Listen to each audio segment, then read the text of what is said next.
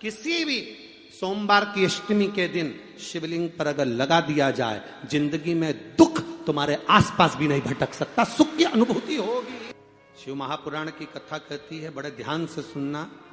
कभी जिंदगी में अगर मौका मिल जाए, कभी जीवन में तुम्हारे घर में गौ माता हो या कोई गौशाला हो और तुम्हें मालूम है कि ये गाय का ही दूध है, ये गौ माता का ही दूध है, तो कभी जीवन में अगर मौका मिल जाए और अगर तुम्हें कोई कह दे कि तेरी किस्मत में सुख नहीं है, तेरी किस्मत में धक्के खाना लिखा है, तेरी किस्मत में दुख लिखा है, तेरी किस्मत में हमेशा धक्के खाना लिखा है, कोई कह दे तुमको, तो उसकी सुन लेना।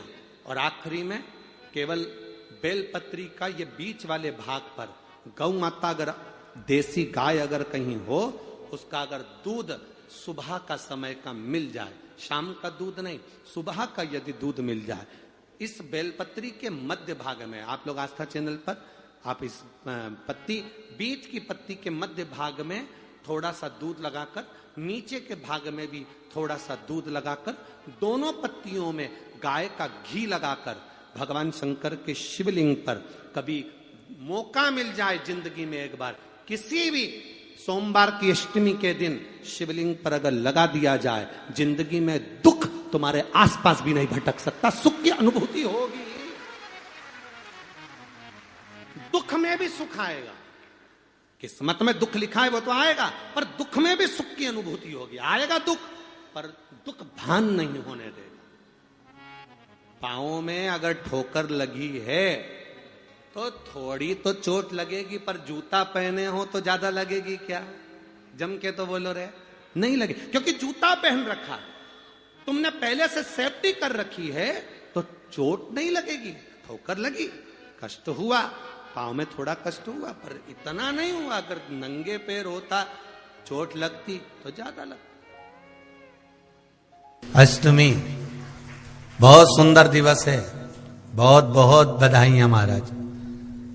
सोमवार की अष्टमी का मतलब आपको इंदौर की कथा में बताया था, जिस दिन शंकर और पार्वती के मिलन का दिवस हो, और केवल एक माता पार्वती के अकेले मिलन का नहीं, 64 योगनियां तक भगवान शंकर से मिलने के लिए आती है। जिस लड़के की शादी नहीं हो रही हो, सोमवार की अष्टमी पड़ने पर एक लाल फूल चंदन में लगाकर, जहां पर अशोक सुंदरी का स्थान है, उस अशोक सुंदरी वाले स्थान पर ले जाकर, अगर सोमवार की अष्टमी पड़ने पर लड़का या लड़की जिसका विवाह नहीं होता वो चढ़ा देता है, मात्र 3 महीने में उसका विवाह पक्का हो जाता है। मात्र 3 महीने। अशोक सुंदरी का स्थान शिव। बहुत तकलीफ है और नहीं हो रहा काम, बहुत दिनों से लगे हो, नहीं हो रहा, हरा मूंग ले जाओ। मूंग के दाने तो रहते हैं घर में, केवल 31 मूंग के दाने लेकर जाइए, 31 चावल के दाने लेकर जाइए और 31 ही बेलपत्र लेकर जाइए। जिस दिन सोमवार की अष्टमी हो, कौन से दिन? सोमवार की अष्टमी हो, उस दिन शंकर जी के मंदिर में जाओ, 3 चीज लेकर जाओ, मूंग के दाने, चावल, बेलपत्र। चावल जो 31 लेकर गए हो, अपनी कामना कर कर शंकर जी की देहली पर रख दो, चौखट पर, कहीं पर भी एकांत में उसको रख दिया जाए। मूंग के जो दाने लेकर गए हो 31, वो नंदी के पास में, जो नंदी का पांव ऊंचा रहता है, उस पांव के पास रख दीजिए। और जो 31 बेलपत्र लेकर गए हो, वो 31 बेलपत्र अशोक सुंदरी वाली जो जगह है, आपको पहले बताया है कथा में, अशोक सुंदरी जी का स्थान, ये शिवलिंग, ये जलाधारी जहां से पानी बहता है, उसके बीच में एक मोटी सी लाइन होती है, जो शंकर भगवान की छोटी लड़की अशोक सुंदरी का स्थान है। शिव जी के 13 बच्चे हैं, 13 बच्चे में सबसे छोटी लड़की अशोक सुंदरी यहीं पर विराजमान होती है, जहां से पानी नीचे गिरता है।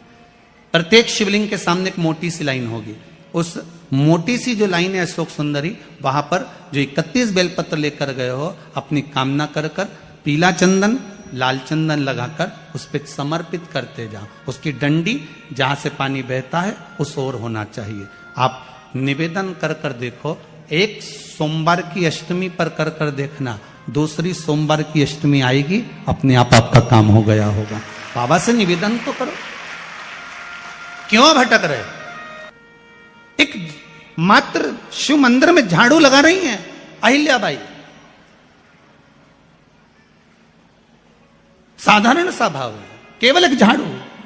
कई लोग कहते हैं महाराज जी आप कहते हो मंदिर में जाकर झाड़ू लगाओ, पोछा लगाओ, तो जो हमने मंदिर में रख रखा है स्वीपर आदि जो भी सेवा करने वाला है, काम करने वाला है, वर्कर है, वो कर रहा है, तो हम क्यों करें? अरे भाई एक बात याद रखना, आप सबसे पूछना चाहूंगा, आप लोग कहते हो कि मंदिर की सफाई जो वर्कर रखा है उसे करना चाहिए, मंदिर की सफाई जो पुजारी रखा है उसको करना चाहिए। मैं आपसे पूछना चाहता हूं कि आपके घर में जो तिजोरी है दिवाली पे उसकी सफाई कौन करता है? नौकर करता है? अरे बोलते तो जाओ। नौकर करेगा? नहीं। वर्कर करेगा? नहीं। स्वीपर करेगा? नहीं। तिजोरी की सफाई कोई दूसरा नहीं करता, तिजोरी की सफाई हमें करना होती है। उसी तरह मंदिर की सफाई ना पुजारी करे ना कोई वर्कर करे, जो दर्शन करने जाए वो करे, क्योंकि ये तिजोरी है हमारी, ये तिजोरी है हमारी, यहां से हमें मिलता है, ये मेरा देव अधिदेव महादेव देता है। और धतूरे का फूल,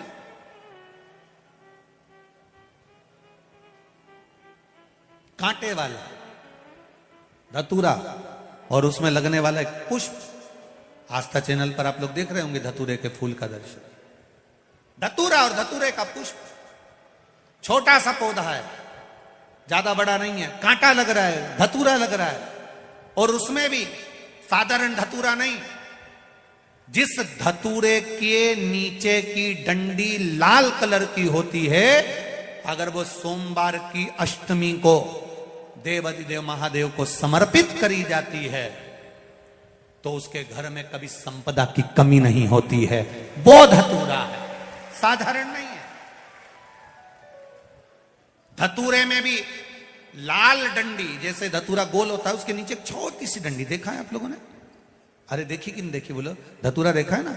धतूरे के अंदर एक नीचे छोटी सी डंडी होती है, जब तोड़ोगे तो वो डंडी का कलर अगर लाल है, वो डंडी का कलर अगर लाल है, और कभी हम तो कहेंगे जैसे बड़ी बीमारी जिसको हो जाती है, लीवर किडनी कैंसर आदि बड़ी बीमारियों से जो जूझ रहा होता है, प्रयास करो, प्रयास महामृत्युंजय का जाप कर कर, महामृत्युंजय का स्मरण कर कर, एक लाल डंडी का धतूरा प्रयास करना, एक धतूरा मिल जाए या 5 धतूरे मिल जाए किसी भी एकांतेश्वर महादेव पर, जो शिव मंदिर एकांत में हो, जहां कोई जाता आता नहीं हो। वैसे तो अब बहुत मुश्किल है कि ऐसा मंदिर मिल जाए जहां कोई जाता आता नहीं हो, पहले की बात दूसरी है, अब बात दूसरी है।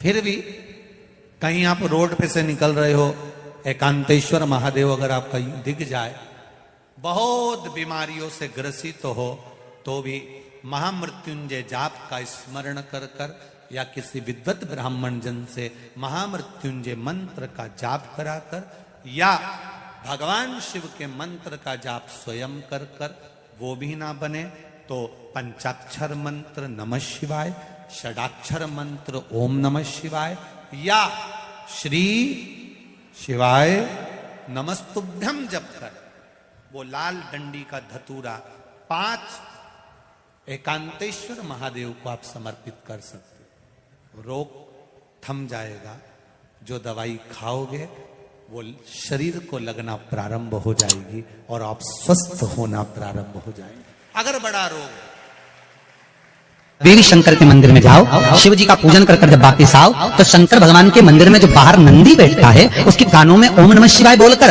अपने मन की कामना उसके कानों में बोलकर आप आ जाइए, आपकी कामना 3 महीने में पूरी हो जाती है। नंदी के ईश्वर भगवान का स्मरण करिए।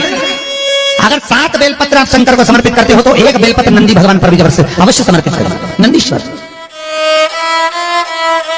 भगवान शिव को समर्पित, 1 बेलपत्र नंदीकेश्वर की ओर चढ़े। और बहुत ध्यान दीजिए महाराज, अगर कोई काम अटक रहा है, नहीं हो रहा, बहुत प्रयास करा, तो भगवान शंकर के मंदिर में 5 बेलपत्र चढ़ाइए। और शंकर भगवान की जो छोटी लड़की है अशोक सुंदरी, आपको बताया था ना अशोक सुंदरी का स्थान, भगवान शंकर की 6 लड़कियां हैं, उसमें से सबसे छोटी लड़की अशोक सुंदरी की जगह पर एक बेलपत्र चढ़ाई है।